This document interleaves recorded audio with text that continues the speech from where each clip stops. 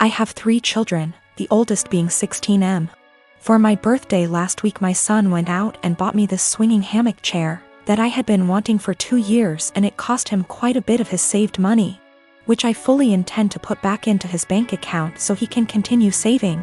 He was so excited to see me open this gift and couldn't wait to help me set it up. I told him he shouldn't have, that it was a lot of money, and his response was, "You never get anything nice. I wanted you to have it." And it was true. I usually don't get anything for my birthday or Christmases outside of Tupperware or soaps. So it might sound stupid, but I have cherished this swing ever since he got it for me. Especially where I finally have something nice that's mine.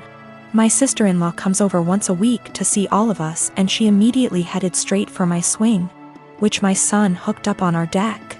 I told her to please not sit on it, and she said, "Is there a weight limit?"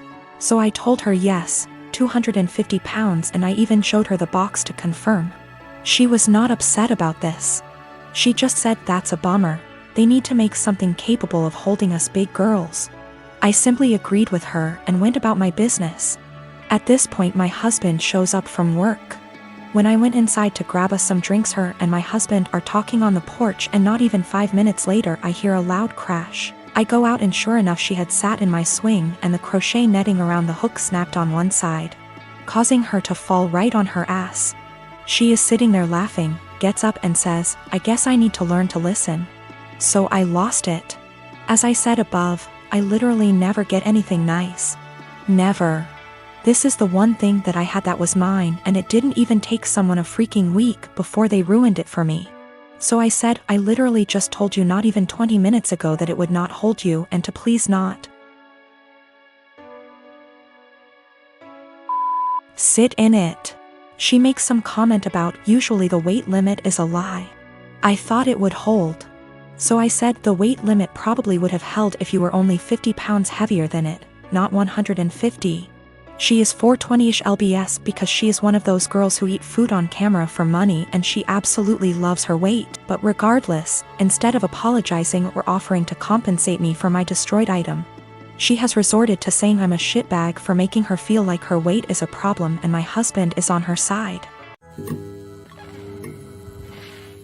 My fiancé, male 28 years old, and I, female 30 years old, have been together for 3 years. I used to live close to work and used public transportation, but after I moved into his house, which is hours away from work, I bought myself a car since I'm a nurse, and also since there isn't any hospitals close to where we live that I could transfer to. My fiancé's car hasn't been working for close to 2 months now. It requires so much money to get it fixed, and he refused my financial help when I offered it. Instead, he would ask to use my car every now and then, and I agreed as long as it's when I'm not working, and also, since he only uses it for trips to the supermarket etc. On New Year's Eve, he told me he wanted to use my car to go hang out with his friends and celebrate, but I declined because I had to cover a night shift and needed my car to travel to work. He insisted and even suggested I take the night off or swap shifts with another nurse, but I couldn't do that last minute. I thought he dropped it then, but when I went into the shower and got out I couldn't find him nor my car. I freaked out and started calling for half an hour, but he didn't answer me. I tried again till one of his friends picked up. I demanded he give the phone to my fiancé, but he said they were out and confirmed that he took my car and told me that my fiancé said that it's better that I skip my shift and he'll be back with my car later. I couldn't take it. I felt so enraged. I had my fiancé on the phone telling him I did not consent for him to take my car to go hang out with friends, and said I'd call the police to get it back if he refused to come back with it. But he didn't take me seriously, so I ended up calling the police, and he and his friends were picked up at the bar where they were hanging out, then were taken to the police department. I got my car from there and still went to my shift. My fiancé was let go hours after I left, and he blew up my phone with missed calls and texts about how I was out of my mind to call the police on him and put him in this situation. I did not respond, but when I got off work the next day we got into an argument, and he said he couldn't believe I'd do this to him, but I told him he made me do this, to which he responded that I was petty and callous because not only did I ruin his New Year's celebration, but all his friends aren't speaking to him after I put them in this situation as well, and he then kept giving me silence about it. I did consider this a form of theft, especially since he went behind my back after getting a no from me. But he was shocked that I'd even imply that he was a thief and said what's yours is mine and vice versa, so I shouldn't be using the terms theft and stealing. Now both of my kids, 16-year-old son and 9-year-old daughter, and my ex are extremely mad at me because I won't give up my appointed time with them. My son won't even talk to me and my daughter is crying all the time. Me and my ex divorced shortly after my daughter was born. I blame him for it and he blames me. I won't go into detail here. We ended up with a 50/50 custody agreement, switching every other week. While this was 8 years ago, we're still not on good terms. We rarely ever talk to each other outside of the kids, and I'm perfectly fine with that. One thing we have agreed on since the beginning though is that we don't plan things on days that aren't ours. And unless it's extremely important, we don't switch days or weeks. In the 8 years since we've been divorced, I have never asked him to have the kids on a day that isn't mine, and I've never given him one of my days even if he begged. Well, last week my ex contacted me and told me the good news. His parents are hosting a week-long family reunion in the summer at Disneyland and he wants to take the kids. Well, the problem is that it's on one of my weeks. He asked me to let the kids stay with him that week or to switch a week with me, and I shot him down.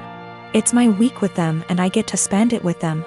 I told him if it's so important to him to reschedule, but he claims his parents can't do that and this is the only week that the whole family can go, and he told me that I need to think of them. I told him tough luck and hung up on him. Well, this last Sunday when my ex dropped the kids off with me, my son refused to talk to me at all and my daughter wouldn't even look at me. When I asked my ex what was wrong, he refused to talk to me, only saying ask them in a snarky tone before leaving. When I asked my daughter what was wrong, she burst into tears and said that I was not letting daddy take them to Disneyland. Asking my son, who still refuses to talk to me. It turns out that my ex told them I was not letting them go to Disneyland with him. He's trying to paint me as the bad guy. I sat both of them down last night to talk to them and explain it's my week with them, but they refuse to listen to me. My daughter just cried and my son told me I'm only doing this to get back at my ex. I think it's unfair for him to do this when his parents scheduled it during my time with them. I demanded an apology from my ex and him to set things straight, but he refuses, and his last text to me being, "Can't tell them the truth cause they already know it." I'm so pissed right now. I am the oldest daughter of 4 children. I'm currently 25, second oldest is 23, third is 20, and youngest is 18. When I was 8 years old, my mom had an affair with a family friend. I, being the oldest, has remembered most of it, and my younger siblings only remember growing up with our parents co-parenting. This has put a strain on my mother's and I's relationship. She cheated on my father, who was battling cancer. She didn't even try to keep it a secret from the kids. I remember during family /friend gatherings when everyone would be inside and I'd see my mom and the family friend kissing or doing things in the pool. As a kid I didn't understand, but as I got older I realized what she was doing in front of us, and I feel sick. People ended up catching on to their affair years later, and my mom left my dad and started a new relationship with this family friend. They split up shortly after that because he cheated on my mother. I've confronted her about this after my dad passed, and we all went to see a family therapist. This was roughly 3 years ago. My mom has since remarried to an incredible man, but recently she was out and bumped into this man from her past. They exchanged emails and she confided in me that they have been sending emails back and forth and are planning to meet up to chat and catch up. I read the messages and it's very apparent that the guy still has feelings. While my mom is trying to make it seem like she's just catching up with an old co-worker. But I know my mother, and I know she is still slightly infatuated with this man, and flattered that he still wants her. I mean, it's been years, why else would you want to catch up? My new stepdad knows about her past, and while he doesn't agree with it, it's been years, he wasn't in her life yet. She asked me what I thought about her meeting up with him, and said something along the lines of needing closure.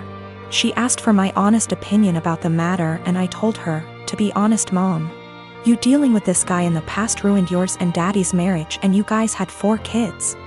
Why you think it wouldn't ruin this one, but why don't you stop being and stop thinking with your And delete this guy's damn email? She cried, said she couldn't believe I just called her A. And left my house. We haven't spoken for a few days. Today, I got a call from my siblings saying I hurt my mom's feelings and whatever happened between her and daddy's marriage was between them. I disagree. I had to witness my mom cheating on my father. I watched him die in bed while she was off to God knows where with this man. She asked for my opinion, and my opinion is that she's selfish and A.